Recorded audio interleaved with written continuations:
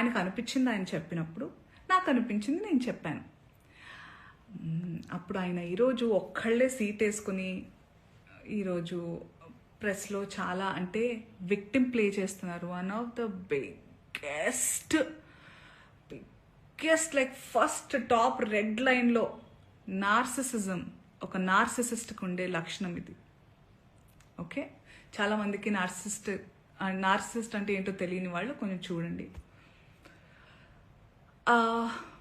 ఒక మిసోజనిస్టిక్ చాతగానితనంతో ఎప్పుడు అంటే ప్రపంచంలో చాలా జరుగుతున్నాయి. ఇప్పుడు నన్ను చాలామంది అన్నారు కూడా, నేనైనా చిన్మయ్య గారైనా ఫెమినిస్టులు వీళ్ళందరూ వచ్చేస్తుంటారు, ఫేక్ ఫెమినిస్టులు. అసలు ఫేక్ ఫెమినిజం అనేది లేదండి.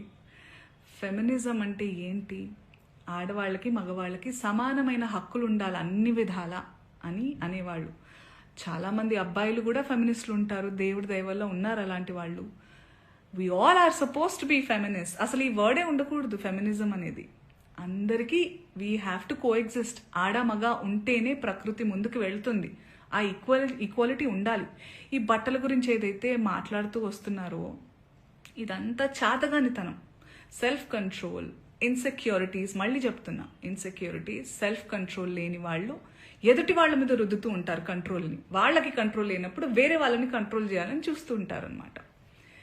అదే ఇప్పుడు క్లియర్ కట్ సినారియో. అందుకే నేను ఇంకా సింపథైజ్ చేస్తున్నాను. ఈరోజు కూడా పాపం సింపతి గ్యాదర్ చేసుకుని కూర్చుంటున్నారు కాబట్టి నేను సింపథెటిక్గానే ఉంటాను. పాపం ఆయనకు అదే కావాలి కాబట్టి అదే ఇస్తున్నాను.